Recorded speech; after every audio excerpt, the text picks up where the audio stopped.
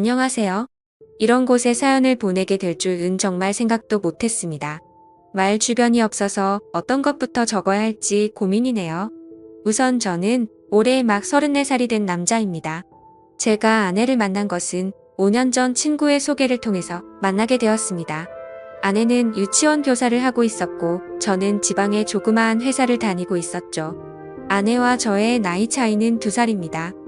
아내가 27살 때 저를 만나 1년 연애를 하고 결혼을 했습니다. 아내의 집에서 제 아내는 장녀이고 밑으로 처제 한 명이 있고요. 아버님께서는 교사직을 하고 계셨습니다.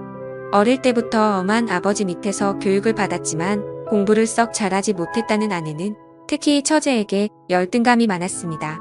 처제는 공부를 잘해서 명문대를 갔거든요. 지방 전문대를 나와 유치원 교사를 하는 아내는 그런 것이 하니 맺힌 건지 항상 동생을 싫어했었죠. 그에 비해 사실 저희 집안은 아내 집에 비해서 더 평범합니다. 부모님은 평범하게 소기업 회사원 생활을 하시다가 은퇴하시고 귀농을 하셨습니다. 그런 저희 집이 못마땅한 건 장모님도 장인어른도 처제도 아니라 저희 아내였습니다. 말끝마다 저희 집안 이야기를 꺼내 기가 쪽팔린다며 처제의 코를 어떻게든 납작하게 만들어야 된다고 말하더니 저랑 사귀면서도 동료 보육교사가 클럽에서 의사를 만나서 이번에 결혼한다는 둥 허황된 이야기를 하고 있더군요. 그런 문제로 교제 당시에는 몇 번은 헤어지기도 했습니다. 돈 많은 남자 찾아가라고. 나는 내 생활에도 만족 중이고 네가 원하는 만큼 우리 집이 갑자기 부자가 되거나 할 수가 없다고요. 그때마다 일주일도 안 돼서 저를 찾아와 무릎을 꿇고 빌면서 다시 사귀자던 그녀였죠. 저도 그땐 그런 게 사랑인 줄 알았습니다. 헤어지고 나면 허무한 감정을 이기지 못해 이젠 싸우고 헤어지면 다시 일주일 만에 만나는 게 정상인 것처럼 헤어진 것을 헤어진 거라 받아들이지 않게 되었던 거죠. 아내의 그런 성향을 이해했던지라 저는 더욱 열심히 일을 하고 그렇게 모은 돈을 기반으로 아내와 결혼을 하게 되었습니다.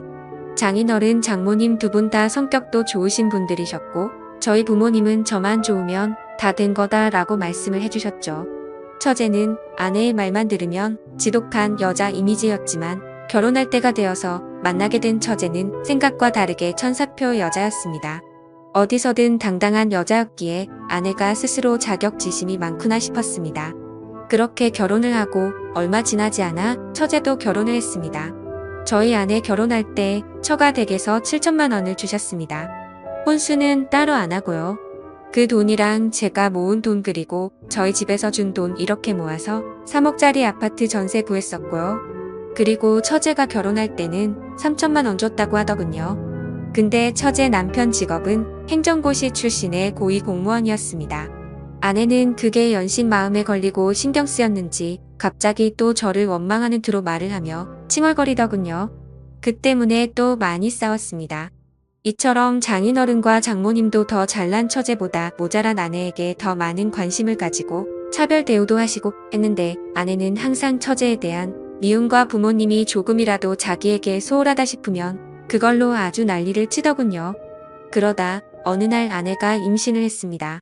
임신하면 민감해지긴 하지만 아내는 임신하고 나서 초조함과 짜증이 날이 갈수록 점점 늘더군요. 나중에서야 왜 그랬는지 알게 되었지만 그때는 그저 내 아이를 임신한 아내를 보며 책임감을 느끼면서 어떻게든 아내의 기분을 맞춰주려고 했고 아내가 원하는 음식이나 모든 걸 다 해주기 위해서 최선을 다했습니다.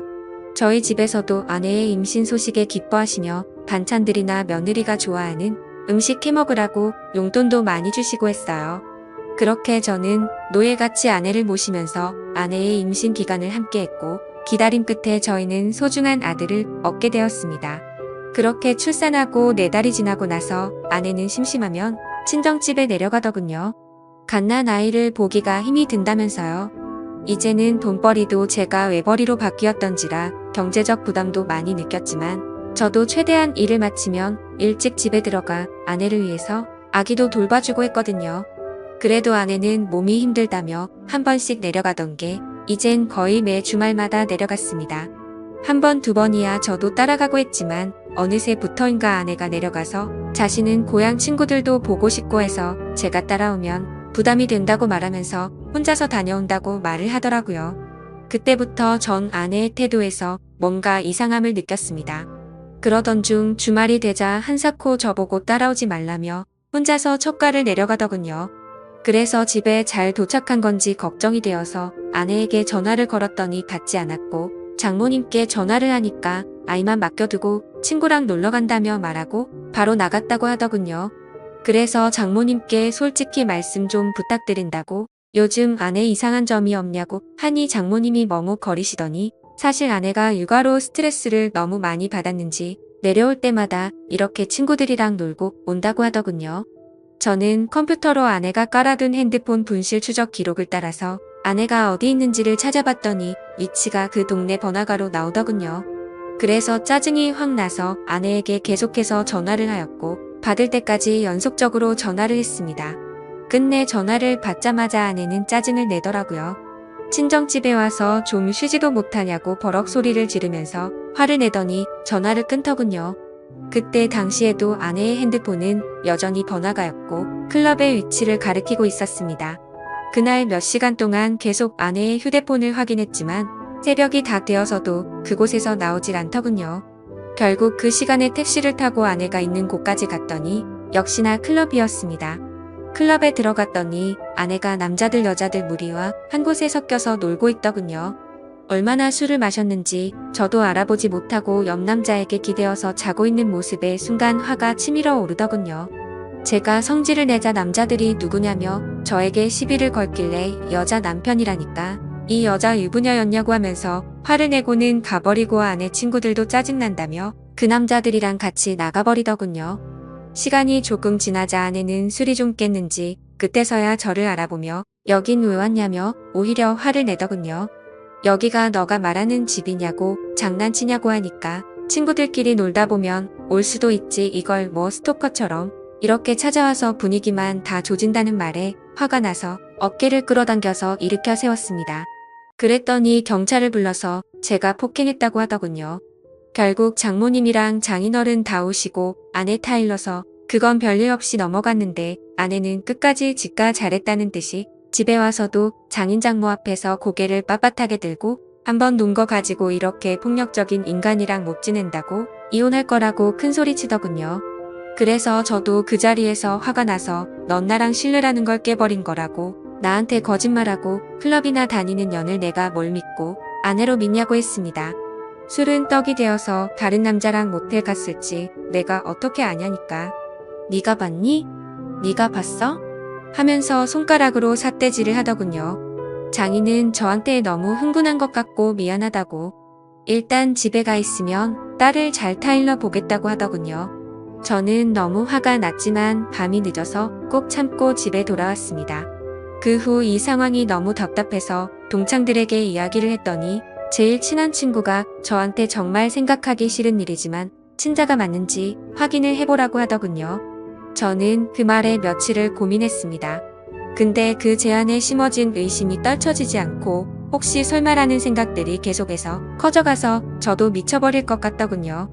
결국 아들의 친자 확인을 의뢰했고 저는 검사 결과를 받자마자 처가 댁으로 달려갔습니다. 그리고 도저히 참지 못하고 장모님 앞에서 아내에게 욕을 갈겨버렸습니다. 아내가 경찰 부르라며 난리치길래 바로 얼굴에다가 검사 결과가 담긴 종이봉투를 던지며 말했습니다.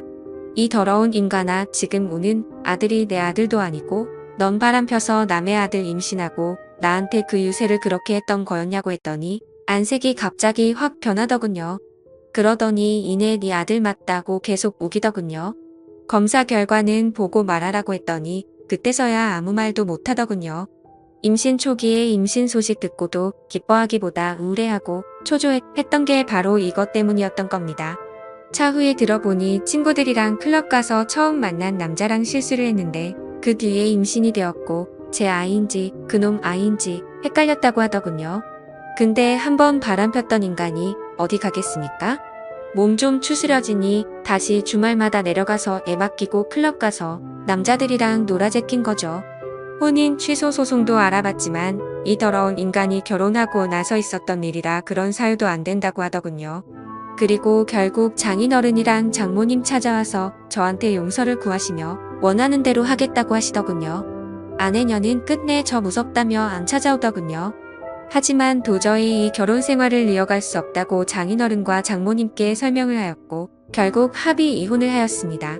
애도 돌려줬고 결혼 기간도 짧아서 남을 것도 없었고 아내의 위자료 대신해서 장인어른이 다 줬고요. 아들이었던 남의 아들 그래도 정은 줬었는데 참 서럽더군요. 웃긴 건 아내년도 그 남자 연락처도 몰라서 누구 아이인지도 모른다는데 그 말 들고 정말 한 번 더 기가 막히더군요. 결국 몇 년 지나서 소식 들었더니 애는 장인 장모 아이로 들여놓아서 두 분이서 키우고 있고 그 여자는 이 남자 저 남자 만나면서 산다고 하더군요. 참 대단한 여자입니다. 지금까지 제 사연 들어주셔서 감사합니다.